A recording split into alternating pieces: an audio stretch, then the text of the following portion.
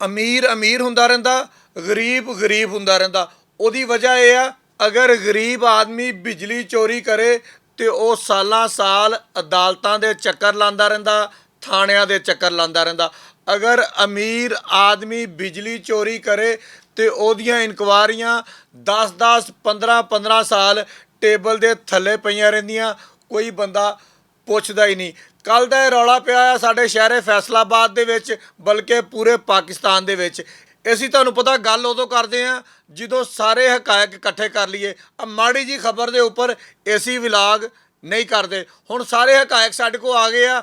10 ਸਾਲ ਇਹ ਕਿਉਂ ਪੈਂਡਿੰਗ ਪਈ ਰਹੀ, ਹੁਣ ਕਿਹੜੀ ਐਸੀ ਵਜ੍ਹਾ ਬਣੀ ਆ ਕਿ ਇਨਕੁਆਇਰੀ ਖੁੱਲੀ ਆ ਤੇ 17 ਕੈਮੀਕਲ ਵਾਲੇ ਤੇ 17 ਇੰਡਸਟਰੀ वाले ਤੇ ਸਾਬਕਾ ਸੀਈਓਜ਼ ਫੈਸਕੋ ਸਾਰੇ ਦੇ ਸਾਰੇ गिरफ्त ਵਿੱਚ आ गए। Director general FIA doctor Usman Anwar साहब ने ਜਦੋਂ ਆਪਣੇ ਅਹੁਦੇ ਦਾ ਚਾਰਜ ਸੰਭਾਲਿਆ, ਸਭ ਤੋਂ ਪਹਿਲੇ ਆ ਫਾਈਲ ਉਹਨਾਂ ਦੇ ਸਾਹਮਣੇ ਆਈ। ਉਹਨਾਂ ਨੂੰ ਪਤਾ ਲੱਗਾ ਕਿ 12 ਅਰਬ ਕਿੰਨਾ ਭਲਾ 12 ਅਰਬ ਰੁਪਏ ਦਾ ਫੈਸਕੋ ਦੇ ਵਿੱਚ ਇੱਕ ਕੰਪਨੀ यानी कि 17 ਕੈਮੀਕਲ ਤੇ 17 ਇੰਡਸਟਰੀ ਨੇ ਰਲ ਕੇ ਫਰਾਡ ਕੀਤਾ ਹੋਇਆ ਵਾ। ਨਾਲ ਫੈਸਕੋ ਦੇ ਲੋਕ ਵੀ ਮੁਲਵਸ ਆ। ਡਾਕਟਰ ਉਸਮਾਨ ਅਨਵਰ ਨੇ ਫੌਰੀ ਤੌਰ ਤੇ ਡਾਇਰੈਕਟਰ ਫੈਸਲਾਬਾਦ ਸਾਕਬ ਸੁਲਤਾਨ ਦੇ ਜ਼ਿੰਮੇ ਲਾਇਆ ਕਿ ਇਹਨੂੰ ਫਾਈਨਲ ਕਰਕੇ ਮੁਕੱਦਮਾ ਦਰਜ ਕਰਕੇ ਇਹਨਾਂ ਨੂੰ ਗ੍ਰਿਫਤਾਰ ਕੀਤਾ ਜਾਵੇ ਔਰ ਇਹਨਾਂ ਦੇ ਨਾਮ 에ਅਰਪੋਰਟ ਦੇ ਉੱਪਰ ਦਰਜ ਕਰਵਾਏ ਜਾਣ ਤਾਂ ਕਿ ਬਾਹਰਲੇ ਮੁਲਕ ਵੀ ਨਾ ਭੱਜ ਸਕਣ। ਉਹੀ ਗੱਲ ਹੋਈ ਆ। 17 ਕੈਮੀਕਲ ਦੇ ਮਾਲਕ ਮੀਆਂ ਅਦਰੀਸ ਨੇ ਬਾਹਰ ਭੱਜਣ ਦੀ ਕੋਸ਼ਿਸ਼ ਕੀਤੀ, ਲੇਕਿਨ 에ਅਰਪੋਰਟ ਤੋਂ ਉਹਨਾਂ ਨੂੰ ਫੜ ਕੇ ਤੇ ਵਾਪਸ ਲੈ ਆਂਦਾ ਗਿਆ। ਉਹਨਾਂ ਨੂੰ ਕਿਹਾ ਗਿਆ ਪਹਿਲੇ 12 ਅਰਬ ਦਾ ਹਿਸਾਬ ਦਿਓ, ਫਿਰ ਜਿੱਥੇ ਮਰਜ਼ੀ ਜਾਓ। मैं इत्थे गुजारिश करांगा वज़ीर आज़म पाकिस्तान नूं कि मियाँ साहब इस तो पहले भी FIA दे सरबराह आंदे रहे आ और काम करते रहे आ कि एडा वड्डा केस जिहड़े FIA दे पहले सरबराह सी या जिहड़े साडे फैसलाबाद लगे हुए सी उन्हां नूं नज़र नहीं आया कि सिर्फ फैसको दे चीफां दे उपर ते 17 कैमिकल वालियां दे उपर परचा देना काफ़ी आ।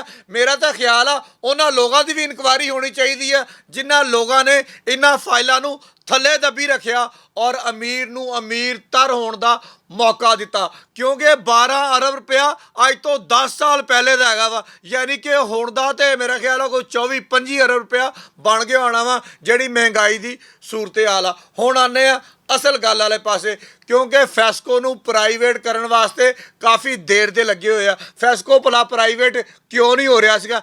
इस वजह तो फैसको प्राइवेट नहीं हो रहा सीगा। यह 12 अरब नहीं हैगा, इस तो इलावा पता नहीं किन्ने अरबां रुपए साडे ज़राए दा कहना वा लोगों ने फराड करके फाइलां दबियां होईयां वा। लेकिन हुण डॉक्टर उस्मान अनवर ने कह दिता वा सारियां फाइलां बाहर आउणगियां, हर बंदे कोलों पाई लई जाएगी, किसी नूं कोई फराड करन दा मौका हुण नहीं दिता जाएगा।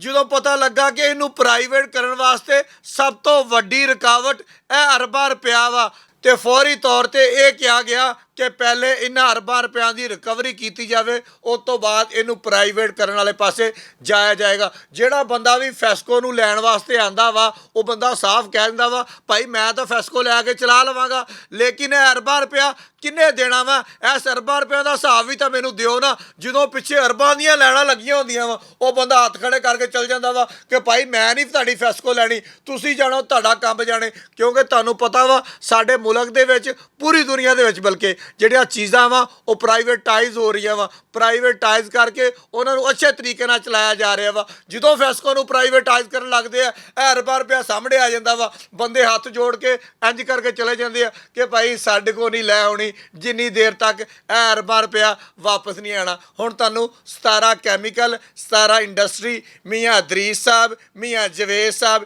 ਇਹਨਾਂ ਦੀਆਂ ਕਾਰਸਤਾਨੀਆਂ ਸੁਣਾਉਣ ਲੱਗਾ ਵਾ, ਨਾਲ ਆ ਚਾਰੋਂ ਚੀਫ ਸਾਹਿਬਾਨ ਦੀਆਂ ਵੀ FIR ਦੇ ਮੁਤਾਬਕ। ਆਪਣੇ ਕੋਲੋਂ मैं कोई गल नहीं करनी हैगी।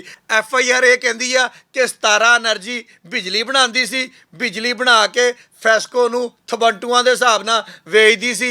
फैसको उही बिजली जिहड़ी आ 17 कैमिकल नूं सस्ते थबंटू लैके वेच दिंदा सीगा। उहदे नाल मुल्की खजाने नूं 12 अरब रुपए का चूना लाया गया। ਇਹਦਾ ਹਿਸਾਬ ਕਿਤਾਬ ਲੈਣ ਵਾਸਤੇ ਇਹ ਮੁਕੱਦਮਾ ਦਰਜ ਹੋਇਆ ਵਾ। ਇਹਦੇ ਵਿੱਚ 4 ਸਾਬਕਾ ਚੀਫ ਨੇ ਫੈਸਕੋ ਦੇ, ਬਾਕੀ 2 ਐ ਨੇ ਮੀਆਂ ਜਵੇਦ ਤੇ ਮੀਆਂ ਅਦਰੀਸ। ਇਹਨਾਂ ਦੀ ਕੰਪਨੀ ਦੇ 5 ਡਾਇਰੈਕਟਰ ਵੀ ਸ਼ਾਮਲ ਆ।